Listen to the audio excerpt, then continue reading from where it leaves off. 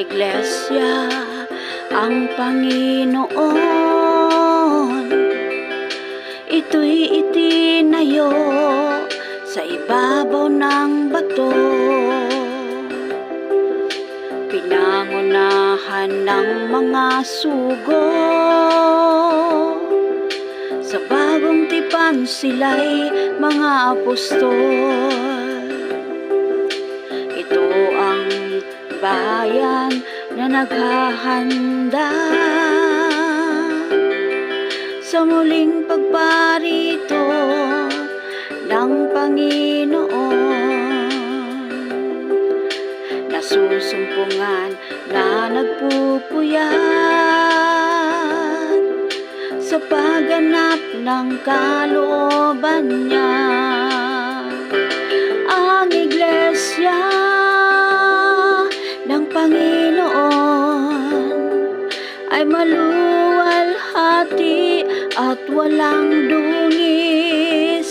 Ang iglesia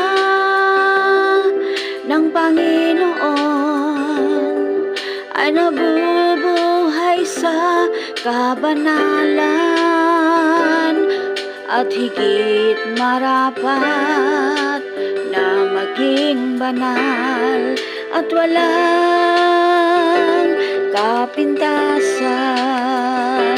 Ang iglesia ay ikakasal sa Panginoon sa kanyang kaharian. Ang iglesia ang ihaharap na walang kulubot ni anumang bagay.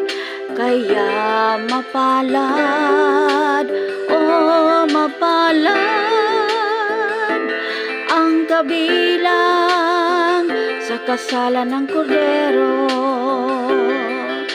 Kaya mapalad, mapalad ang iglesyang pinili ng Panginoon.